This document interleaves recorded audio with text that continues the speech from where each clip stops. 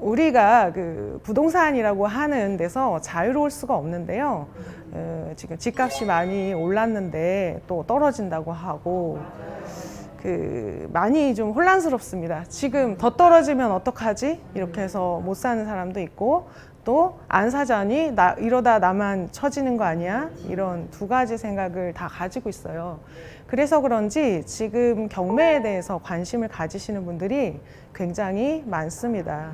그래서 제가 경매를 시작하게 된 그 계기와 또 제가 하면서 부동산 공부를 이렇게 했으면 좋겠다 라는 어떤 방법을 오늘 말씀드리려고 합니다. 저는 98 IMF 학번이에요. IMF랑 우리 집이 무슨 관계인지는 저는 잘 몰랐지만 저는 98 학번 학교 다닐 때 굉장히 어렵게 다녔습니다. 또 일주일 용돈 10,000원으로 학교를 다녔는데요.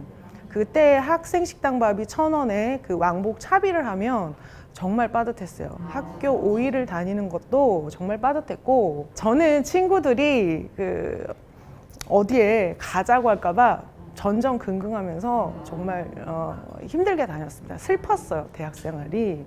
가난은 저한테 두려움이었습니다. 자, 돈을 벌어야겠다라고 생각을 했는데 사람들이 돈은 인생의 전부가 아니다라고 이야기를 하거든요. 그건 돈이 있는 사람들이 한 얘기예요. 돈이 없을수록 돈이 중요해집니다. 그리고 돈이 없으면 돈이 인생의 전부가 돼요. 그래서 당장 저한테 돈이 들어오는 과외, 카페, 기억도 나지 않는 아르바이트를 좀 많이 했고 제 생각에는 한꺼번에 3가지, 4가지 일도 했었던 것 같아요. 근데 이렇게 열심히 하면 돈이 좀 모이고 이렇게 길이 보일 줄 알았는데 이렇게 한 5년, 10년을 해도 남들은 저축 70%씩 한다는데 왜 저만 그렇게 저축이 안 되는지 답이 안 나오는 거예요. 그래서 나 좀 다른 일을 해야겠다라는 생각을 하게 됩니다. 제가 이 책에서 이 문구를 읽었어요. 전략이 없이 열심히 하면 빨리 망한다고. 단지 열심히 하는 것만으로는 좀 부족해요. 그 방향이 맞아야 되고요.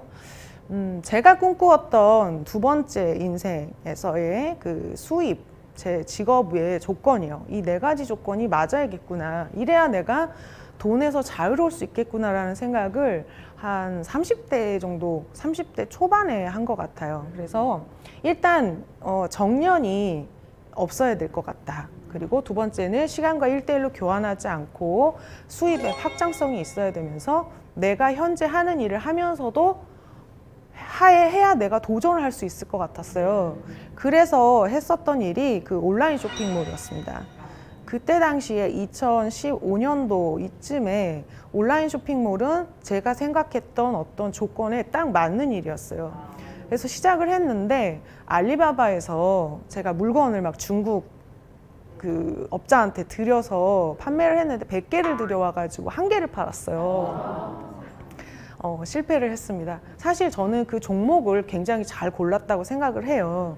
지금 스마트 스토어잖아요. 그래서 종목을 굉장히 잘 골랐는데 쇼핑을 좋아하지 않는 저한테는 그게 좀 잘 안 맞는 일이었던 것 같아요. 그러다가 직장 동료가 이렇게 얘기를 해요.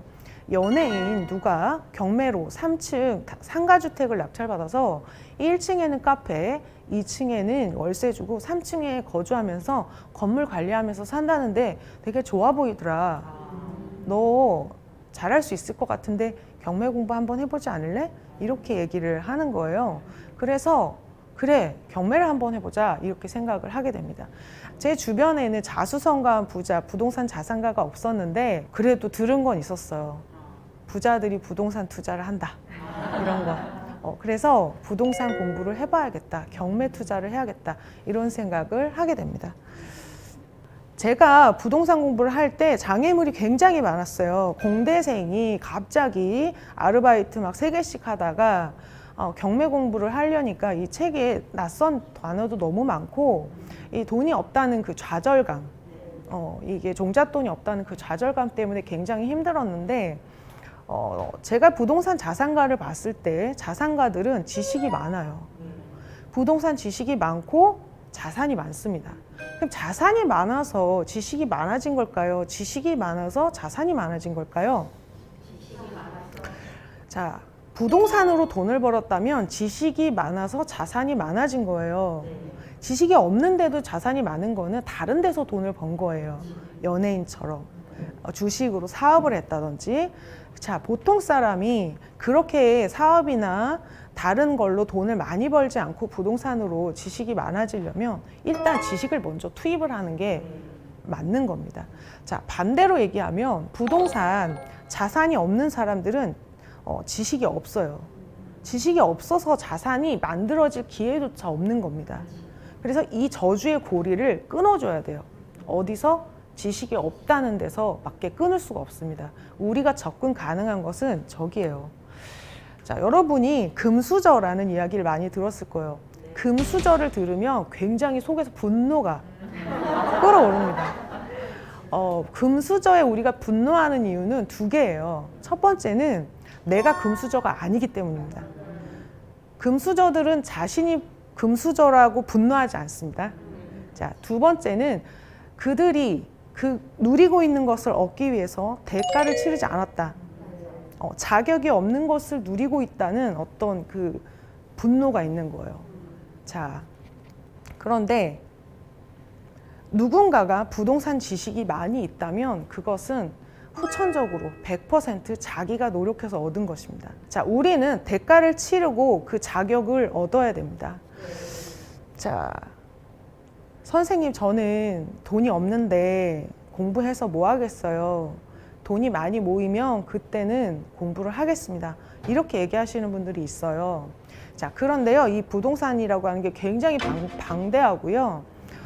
시간이 좀 걸립니다. 공부를 하는데 굉장히 시간이 걸리고, 제가 2016년도부터 부동산 공부를 했는데 아직도 공부할 길이 많아요. 그냥 하루하루 평생을 걸쳐서 자산과 함께 지식이 같이 성장해 나가는 것이에요. 자, 제가 부동산 커뮤니티에 있으면서 이 부동산으로 성공한 사람도 보고 실패한 사람도 보게 됐는데, 이 사기를 당하는 유형이 있잖아요. 자, 부동산으로 사기당하는 유형이 굉장히 여러 가지가 있는데요. 가장 흔한 유형 중에 하나가 뭐냐면은, 일단 여러분, 돈이 없으면 사기는 당하지 않습니다. 돈이 있으니까 사기를 당하는 거예요. 일단 굉장히 안심하셔도 될 것 같아요. 돈이 없어서 불편하신 분들은 일단 나는 돈이 없어서 사기는 당하지 않는다라는 거. 자, 제가 보니까 어떤 사람들이 사기를 제일 많이 당하냐면은, 돈이 있고 결단력 있는 불인이들이 사기를 많이 당해요. 자, 돈이 있는데 내가 잘 모르는 걸로 돈을 벌고 싶어 하는 그 마음을 사기꾼들이 낙습니다. 그래서 돈이 없을 때 부동산 공부를 해서 자산이 생겼을 때 이 자산을 지킬 수 있는 지식이 필요한 거예요. 그래서 돈이 없을 때부터 공부를 해야 합니다. 자, 그러면 공부를 어떻게 하면 좋을까요? 라고 합니다. 자, 제가 생각했을 때 부동산 공부는 이 두 가지를 좀 병행을 해줘야 되는데, 부동산에 대한 지식이 있어야 되고 동네를 좀 알아가는 게 필요해요. 자, 제가 생각했을 때 부동산 지식에는 이런 것들이 있습니다. 자, 이 스텝 1, 2, 3는 난이도도 있지만은요, 가장 필수적이라고 생각하는 것을 제가 스텝 1에다 넣었어요. 자, 무주택자라면은 일단 청약이랑 대출, 부동산의 세금 체계가 필요합니다. 제가 굉장히 충격적인 질문을 많이 듣는데, 이 세대의 개념이 없으신 분들이에요. 저희 남편이 집이 있어요. 근데 저는 집이 없거든요. 저는 무주택입니까? 이렇게 물어봐요. 이혼하시면 무주택입니다. 자, 이렇게 말씀을 드리거든요. 자, 이런 기초적인 세금 체계나 입지에 대한 걸 알아야 내 집 하나 사는 의사선택을 할 수가 있는 거예요. 그리고 더 나아가서 내가 만약에 종잣돈도 없고 저축도 잘 안 된다라고 하신다면은 또 사전청약도 좋은 방법이 될 수가 있어요. 사전청약은 당첨이 돼도 본청약까지 계약금을 납부하지 않아요. 자, 내가 본청약을 기다리고 있다 그러면은 계약금 한 4천만 원 요 정도는 모을 수가 있습니다. 일단 목표를 가지고 단기간에 할 수가 있고, 내가 이것저것 안 되는 애매한 위치다라고 한다면은 경매, 부동산 전망, 지역별 특징, 어떤 시장의 틈을 파고 들어가야 된다고 생각해요. 그리고 주거용 투자의 제일 그 높은 단계는 이제 재개발, 재건축 같은 게 가장 높은 단계라고 볼 수가 있습니다. 자, 이런 지식들을 공부함과 동시에 이것은 어떻게 사는가라는 방법의 논의고, 무엇을 살까라는 것을 결정하기 위해서는 이 또 지역을 알아야 돼요. 우리 사람들은 한 지역을 많이 벗어나서 살지 않습니다. 이 내가 아는 지역, 그리고 이사 가서 살아봤던 지역, 우리 엄마네 동네 요 정도밖에 알 수가 없어요. 그런데 서울 25개구, 경기도 23개시를 봤을 때 이게 베스트는 아닐 수 있거든요. 그래서 아는 지역을 넓혀가는 게 굉장히 중요합니다. 자, 지역을 넓혀가는 것은 일단 그 동네를 한번 가보는 것으로 시작해요. 일단 가서 낯선 것을 없애는 거죠. 자, 어떤 사람이 모르는 동네에서는 돈을 벌 기회가 안 온다고 생각하시면 딱 맞아요. 내가 아는 데서만 나에게 돈 벌 기회가 오는 겁니다. 제가 이제 강의를 하다가 안산이라는 동네를 갔었어요. 그 안산은 이제 외국인 근로자분들이 많다, 그리고 사고가 많다라는 인식 때문에 지역적인 편견이 있는 동네예요, 안산. 그래서 이 수강생분이 그렇게 얘기하시는 거예요. 선생님이 안산을 가져가실 때 저는 좀 이상했어요. 아니, 안산은 외국인이나 사는 동네, 중국인이나 사는 동네인데 왜 가져가셨을까? 근데 가서 보니까 너무 좋다는 거예요. 거기 초지역은 가보면 새 아파트 가격이 10억이에요. 안산 10억입니다. 제주도도 10억이에요. 일단 그 동네를 가보면 그 동네에 관련한 뉴스가 들리기 시작하실 거예요. 그래서 그 동네를 한번 가보는 게 굉장히 중요하고, 더 용기를 내면 부동산도 한번 들어가 보고, 이게 첫 시작이라고 할 수가 있습니다. 이 두 가지를 동시에 해야 돼요.